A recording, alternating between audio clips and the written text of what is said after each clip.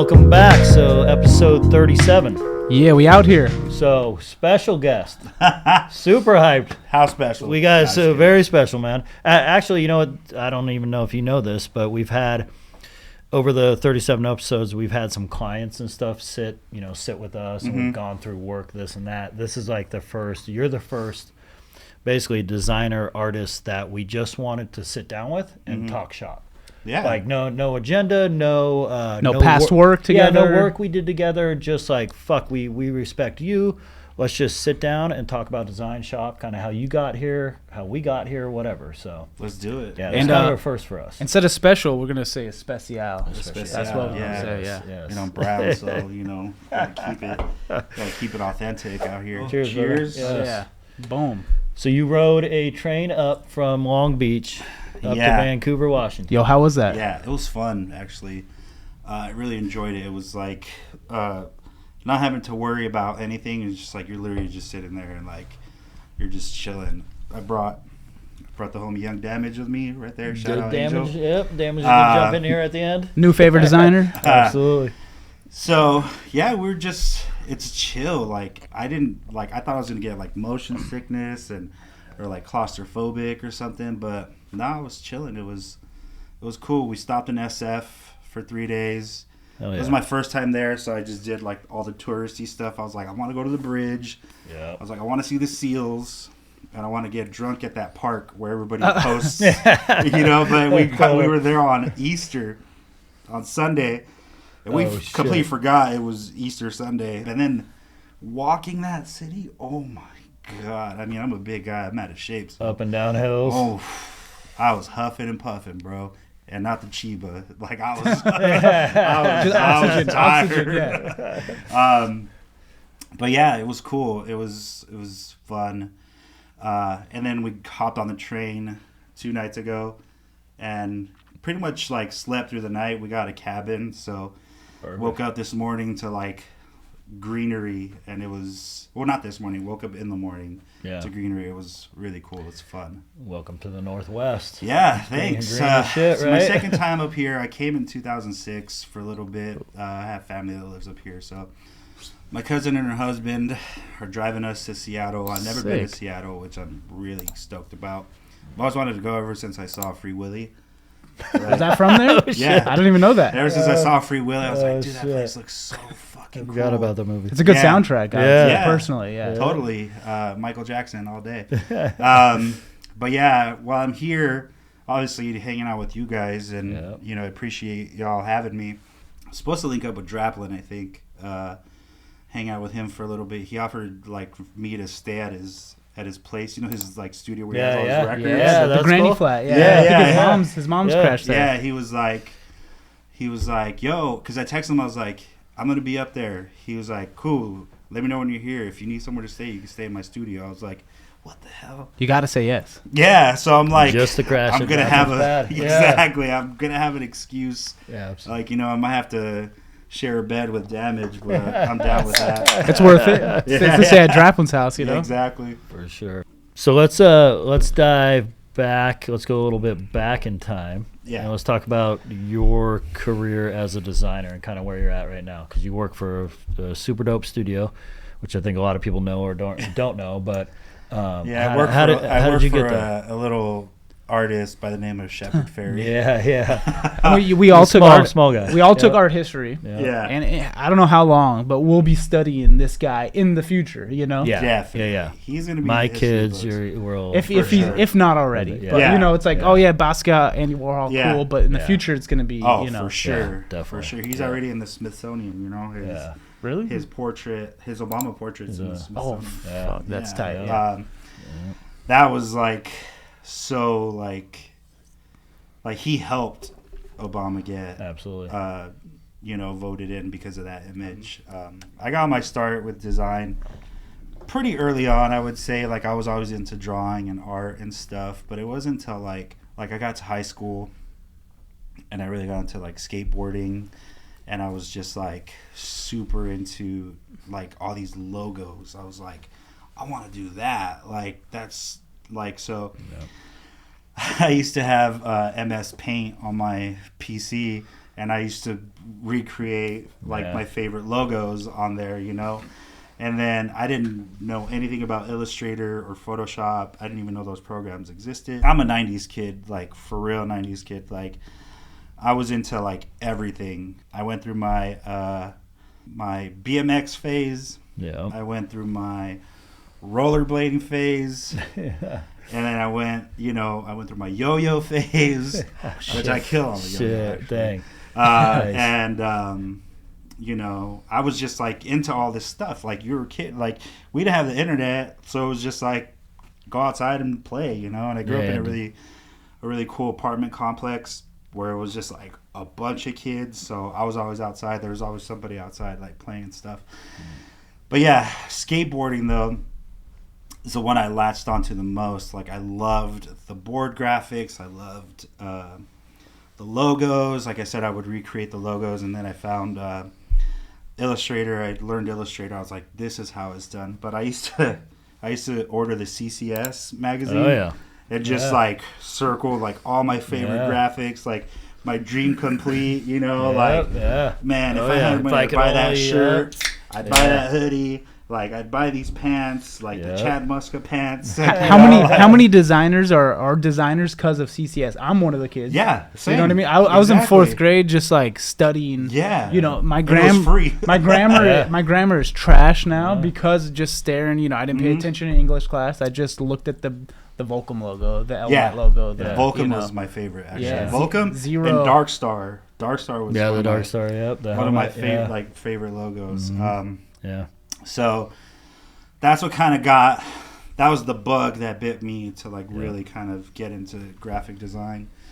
And so I was super into it. I started my own brand like in high school.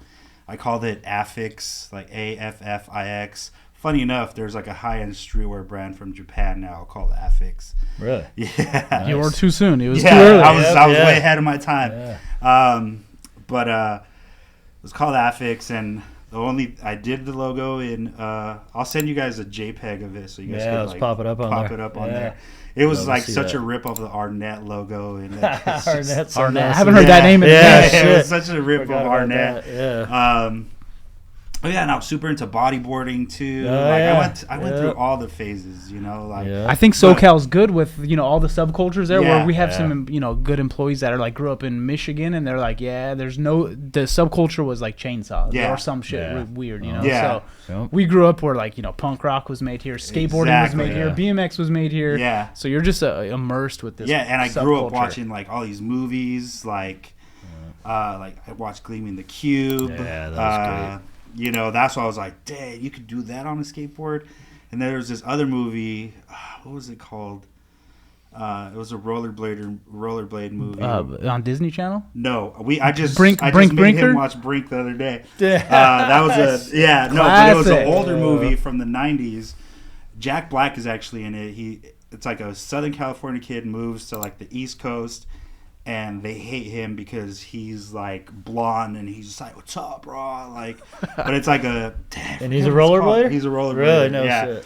And they're all like hockey dudes, and they're like, "What the hell?" Shit, so they pick on him and stuff. He's a soul skater. He's a soul skater. He's Damage's Team X Blade. You're X Blade, dog. Team Puppin says over here, dog. Anyway, I was into all that stuff. So skateboarding and.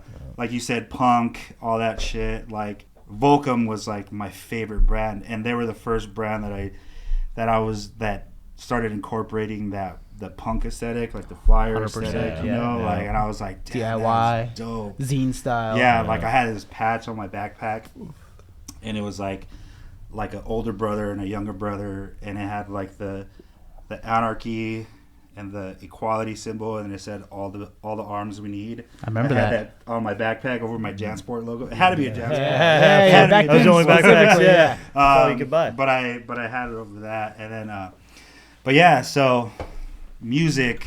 Then after high school, or like towards the end of high school, like senior year, I learned how to play guitar, and. So that was like another like segue into design, which was like album artwork and stuff like that. and punk labels and just like punk aesthetic and all that stuff. And so I played in a ska punk band, and we had 9 members in the band. Damn. Yeah, because we had 2 trumpet players, 2 trombone players, and a saxophone player. Jesus. And then it was like the drummer. I was a singer and guitar player. We had another guitar player. We had a bass player. Yeah, it was 9 of us. I got really into like punk and ska and just like all that and hardcore. And then after that band, I started like a screamo, like hardcore band. And then I got really into that 2006, 2008 aesthetic, like, you know, that Kill Switch Engage, like metalcore sort of As I Lay Dying stuff. But yeah, so I was like, I had all this like, you know, just like visual influence. And I went to college. I got a degree in graphic design. I got a bachelor. Then I couldn't find a job after I graduated. Right, I graduated like 2007. Couldn't find a job. I was working just like odd jobs. Like I used to count traffic on the streets. Oh shit. Yeah, I had this little thing that's it's like bigger than an iPhone, but it had 3 buttons for north and south and 3 buttons for east and west. And I would bring a fold out chair, and I would sit there, and like when the traffic was going north and south, it was like deep, deep, deep, deep, deep, deep, damn. deep, deep. And if a car was going right or left, crazy. Yeah, that's crazy. And it played really well, actually. Yeah. That's got like pulling teeth. Yeah. Isn't there like a little box with the cord across the ground now that that's does part that? of it. That's part of it. That should put you out of business. Yeah. And then I got a job at a record store making minimum wage, like nothing. Around that time in college, I met my homie Ernesto Llerena, who's like, he was already working for Shepard, and I was like, man, that guy's got the dream job, bro. I was like, I want that job so bad.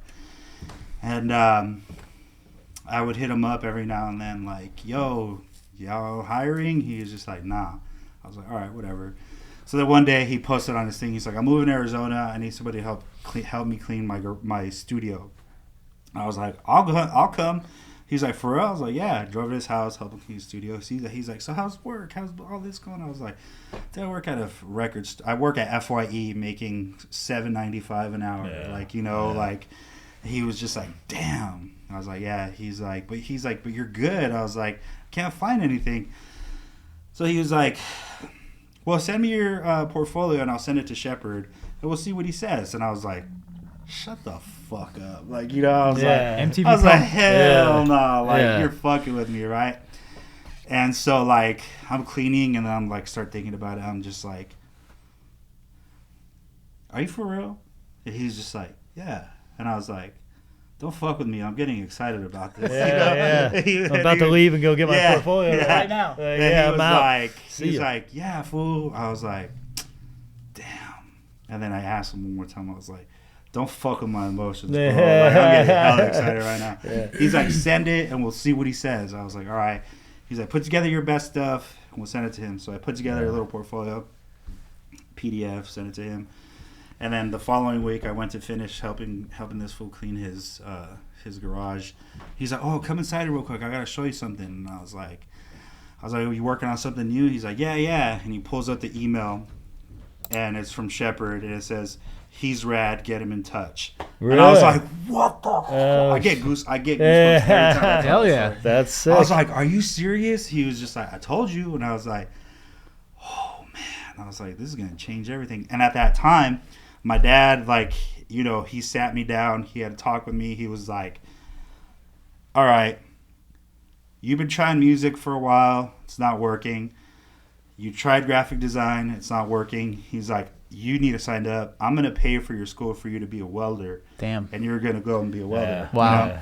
Like, and I was like, you're right. I was like, he checked me, you know. I was like, you're 100% right.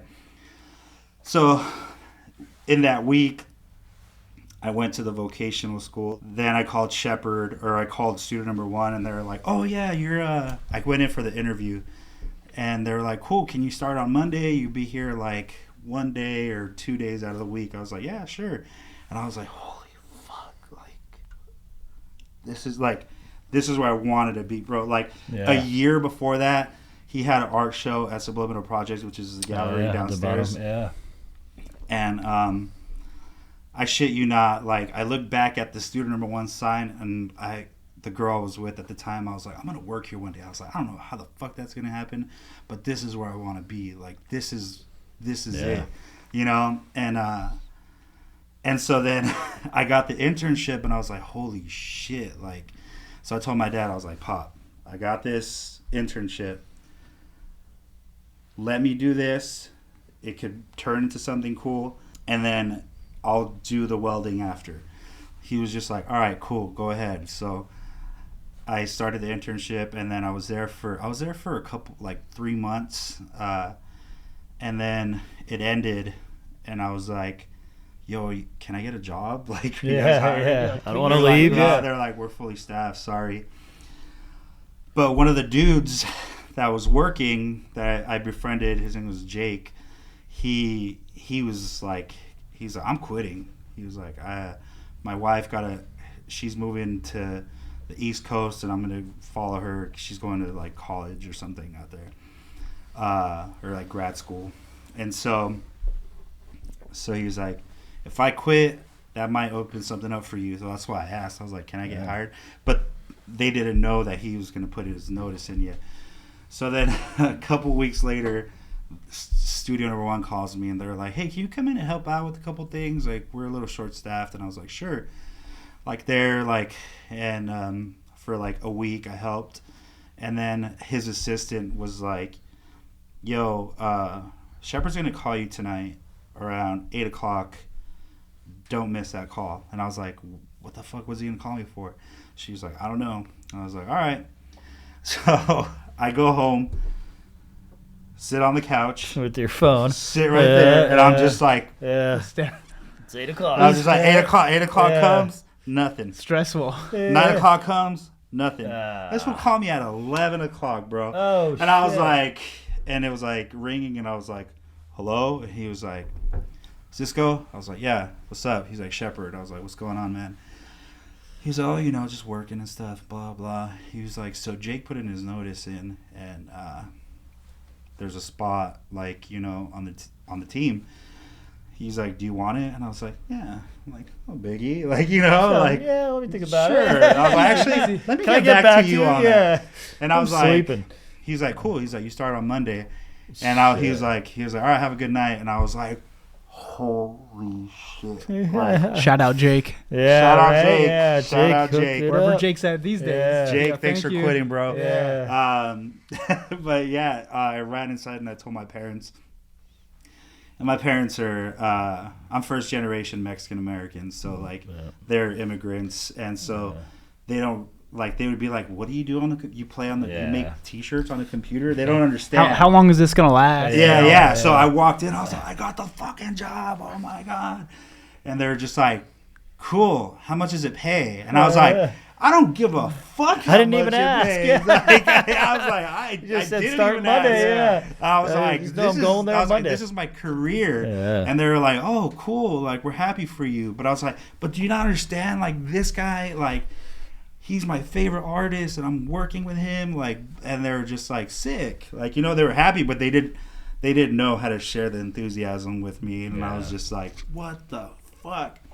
And and that was it. And I started working. I've been there for 10 years. I was going to say 10 Damn, years later. 10 years, 10 years, huh? You said that, What was the point in the career at Studio Number 1 where your folks were like, okay, we get it now. You have made you got it. a good job. Because I did the same thing. When I moved out. Pops was like, you're gonna. So okay, so they're like, you got enough cash to move out. You're good. Okay. Because I feel like we've all been there where they're like, oh, you're supposed to be a firefighter. Like, what the hell you're drawing pictures? Like, that ain't going to work. Exactly. Well, just wait till you come crawling back. But the cool thing about my parents is they always were supportive of me and my siblings, whatever we did, as long as we weren't cholos or like gang members or like, y'all can do whatever the fuck you want. Like, stay busy, you know, play music. We'll buy you whatever we could afford as far as instruments or whatever. Just don't have a bald head and don't dress like a cholo. You know, that was like my mom's biggest rule. No banging. Yeah, no banging at all. But I mean, growing up where I grew up, I'd get banged on all the time, even if I didn't dress like a fucking cholo.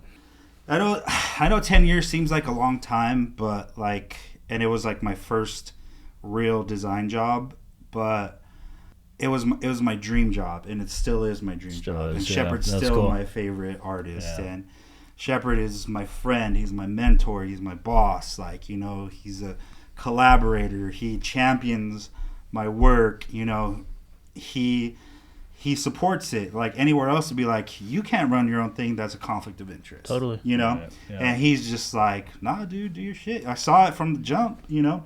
Because when I first started, my name was Dream Digital. And then I had a sticker that I put outside of the studio, and he saw it. But it said Dream Digital, and I put Never Established, right? He was like, is that your sticker out there? I was like, yeah. He was like, I really like the Never Established thing. Because I had only started it like 2 years before, and I was like, started like established 2008. Like, it's so corny. We see that like, nowadays. It's like, you know, EST 2020, and you're like, well, come on, bro. It's been fucking like, 1 year. Yeah, around that, So I put Never Established. He's like, I really like that Never Established. He's like, you should drop the Dream Digital and just use Never Established. I was like, yes, sir. I was like, so I started using Never Established, and then I got some traction with that. But then a company owned the trademark for it. And before that, I didn't know about USPTO.gov. I was just Googling. Does, So USPTO.gov, cross-reference. Basic trademarks. All your trademarks. Like, so you know, don't start a brand without checking first if the name's taken. And look at the live section, because there's going to be a million, but most of them are dead. Exactly. So look at the live. Yeah, they send me a cease and desist. They're like, oh, because you work in the similar space, we think your intention is malicious. And I was like, what the fuck? I never even heard of you guys. Like, but I was like, I'll change it. I don't give a fuck. So I had already created some traction with Never Established. And I was like, damn, I got to come up with a new name. So I was just like, for a week, I was like, it's either going to be something established or never something. Brainstorming and just trying to think of a name and stuff. And then I finally, like, I was TMI, but I was on the toilet. And that's where I think most time is. Or in the shower or in the toilet is when you're, you know, it's good thinking time. Alone time. Yeah. And I was just like, Nevermade. I was like, oh shit, that's kind of tight.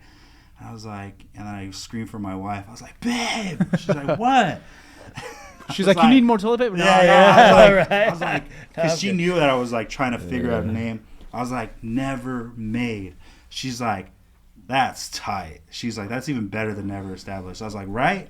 So then I went on. Then the lawyer girl was like, next time check USPTO.gov. Blah blah. So I checked it, and I was just like, please be available. And there was like nothing came up in the search. I was like, boom, started the process, the application process right away. And that happened at the same time that Urban Outfitters came with the pin thing. So perfect. So I operated as Nevermade, and I started the process, and then by the end of that year, I owned the name Nevermade. So perfect. Yeah. Perfect. So yeah, it was. So like I said, it's been a long like journey, but it's been like I've you put in your so time much. though. Yeah, you know? Thank you. I appreciate that. And honestly, I feel like from your story, like the internship is ultimately it made it all. What got you in the door. You know, I feel exactly.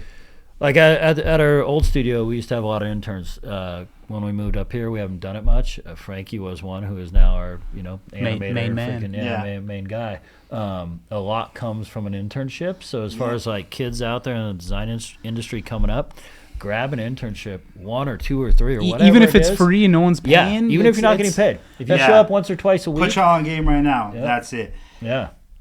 Get an internship or insert yourself in scenes that you want to be a part of. Yeah. Like you meet people. Yeah. Like don't come up to somebody and be all thirsty and right away be like, let me collab with you, because that's like automatically like I don't want to talk to that person. You know. Yeah. That's how it was with Damage, and that's how it was with my my new intern Austin. Yeah.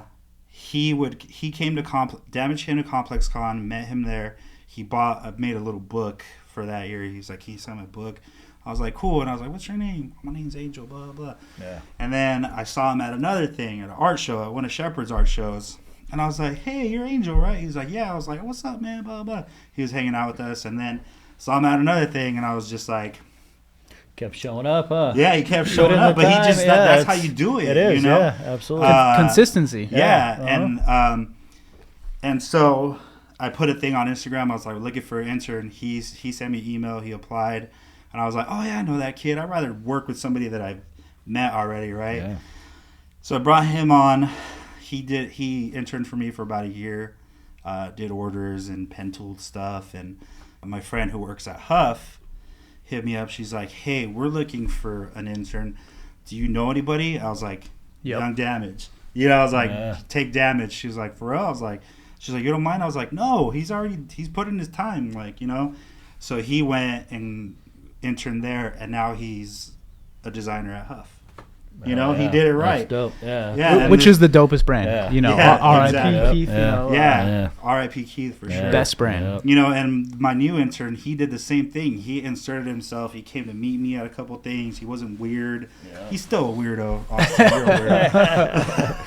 But you can tell who wants it though. Yeah, no, you know? yeah, exactly. Like he hit me up. He's like, I want like, can I intern for you? I was like, all right, yeah, I've met you a couple times. You got a cool vibe, like, you know, and yeah, and what I do is just like, yeah, they're doing tasks for me, but we're also becoming friends, and then and then it's just like you'll graduate from being an intern to being like a homie, basically, you know, like that's why this fool, he's you know, one of my closest friends now, and we're traveling up the coast up here, you know, that's right, which is dope. He started off as an intern, and now you know, my little travel partner. Yep. But and he's got the gas too, in my opinion. He's he got mad gas, right, fam? Double entendre. That's rad. Yeah. So I've been able to do a lot of cool things, and that's rad. I mean, even looking back at the last 10 years, it's super sick. Where do you think it goes for the next 10? In the next 10 years, like, I do want to eventually move on from my job and really, really, really start the art career, like the fine art career. Commissions. Yeah, like I want to have, like, 2020 was supposed to be the year of my first solo show. Pandemic didn't let that happen. I was like, all right, next year. And it was like, nope. So I'm like, I'm going to wait till, like, this shit is really over and people don't have to wear a mask to an art show, like, you know, exactly. Like, and it just gave me more time. It's given me more time to make more work, you know, to produce, you know, like tangible fine art pieces of things.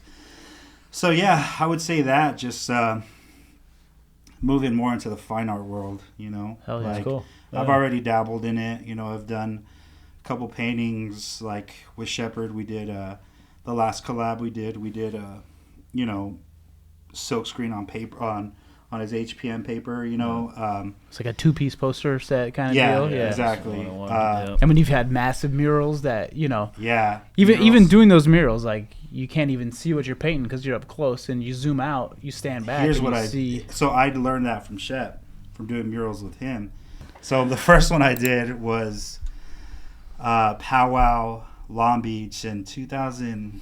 Which the lineup alone was heavy that year. Yeah. Tristan Eaton, maybe, you know, big ass name. Yeah.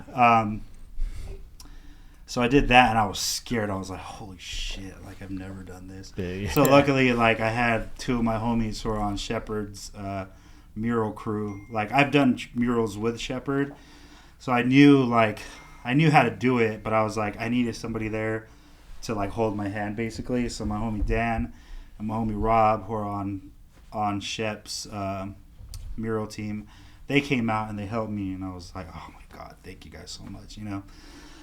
And then I got invited again, and they gave me a 100-foot wide wall by 25 feet tall. It's a big ass grid. Yeah, I was like, I'm scared. I was like, I don't know if I could do this. So I hit my homie Dan. I was like, do you think I could do that? Like, is it too big? He's like, if you're a little bitch, yeah, it's too big. And I was like, motherfucker, I ain't no bitch. I was like, give me that wall. And that wall was supposed to be for Shepard, because they were reserving it for Shepard, but Shepard was in limbo. It was like, we might do it, we might not. And he ended up not doing it. And they were like, you can have Shepard's wall. And I was like, fuck. Damn. I was like, that's God damn, I wanted something small. Like, you know. Start small. And yeah, but it was it took 24 hours total, not consecutive, but you know. I feel like that fear is gonna put something inside of you and make you figure it out, and you'll make it. Yeah, and it lasted a good couple of years, and it was on homie from DC who does the cars. Ken Block. Yeah. His building, the Hoonigans building in Long Beach. Yeah. That's where it was on. Oh, really? Yeah. Oh, okay. Yeah. Yeah. And they were super stoked when they found out that I was the one doing it. And they were like, dude, they're big fans of yours. I was like, what the fuck? Hell That's tight. Yeah. Ken's got a good thing going with that. Yeah. So, but they moved out, and as soon as they moved out, fools started coming in like hitting it Blasting up. it, really? Yeah, and I fixed it like twice during the pandemic. And once while I had COVID, I was like, I had a fever, and I was like, and I called Shepard. I was like, fool, this shit just keeps getting hit up by all these punk ass taggers. He was like, go back and fix it. Go back and fix it. Don't let them win. And I was like, for real? He's like, yes. Damn. Go back. And I was like, but they're not paying for it. I'm paying out of pocket. That shit's expensive. Spray paint's expensive as fuck. Yeah. And I was like, and so it was me and my wife. She like backed me up. Damn. Yeah, like we went and we masked everything. And like, you know, we fixed it twice, and these fools kept coming back. And I was like, fuck it, they can have it. I was like, she belongs to the streets. The graph world is a whole other world. You know what I mean? Design and graph run hand in hand, but it's, you know, it's just also. There's a lot of haters because. Sorry to interrupt. No. Because like, these kids are local, and they're like, why the fuck is this mural festival like coming into our city and giving these walls to people from out of town? I'm like, motherfucker, I'm from here. Do your fucking research. You're like, But yeah, it is like it's you said. They're so similar, but they're also so different. You know, it's like it's pretty crazy actually getting into that culture. You're just like for sure. So yeah, like I've done murals, you know, T-shirts, prints. That's right. Paintings. So like I think people know that about me now. It's just like, oh yeah, that fool does everything, and he's not to say that I'm allowed, but people are just like, oh, it makes sense. Yeah. Absolutely. You know, as far as some people that are brands that come out that are artist-backed brands that get caught up in the T-shirt game, and then they're stuck there because they're just like, all I'm known for is my T-shirts, you know, not my art. Yeah. So I did that shit by design. I was like, I'm not going to be known as a T-shirt brand at all. That's like, cool. Yeah. And that was that was my path. I was just like, I have design. to do it that way. That's you know? cool. And again, it's just like a one-man design studio also, you know? Totally. So, and I do that stuff. I'm like, if I do it, though, it has to be like some sort of co-branded collaboration. And they're always like, yeah, that's what we want, you know? You have a grip of collabs, though. Clippers. Like Fire. I mean, yeah. Johnny Cupcakes. Just dropped, The Hundreds. Chinatown now Market. LTF, who is almost like a peer, but those are the homies. Yeah. I forget to celebrate like these like sort of things. Like it happens. I'm like, I got to move on to the next one. On to the next one. Are you down at DesignerCon this year? You think November? Oh yeah, for sure. I think we do. We try and do 2.0 in the motorhome, or at some point, or a hotel room, or some shit. You know, maybe we could do something for DesignerCon too. Absolutely. Boom. Yeah. I like that. You know, that'd be Let's fire. do that. Collabo. Yeah. Can make this like 2.0 plus collab plus. Yeah. Oh yeah. At DesignerCon. Maybe an NFT. Yeah. So I heard you guys killed it last time. Yeah. The VV thing went good. It was wild. Hell yeah. No, let's wrap it up. Appreciate it, man. Yeah, Appreciate you coming out. Yeah, and shout out Young Damage over here. Yeah. Shout out Austin. Shout out Learn to Forget. Shout out Slush Cult. Shout out Boss Dog. Shout out who else? All those brands. All the SoCal scene is fire. Yeah, we coming up. Hell yeah. Peace. Yes. Hell yeah. Thank you guys for coming out. We'll see you next time. Like, subscribe, comment. Yeah.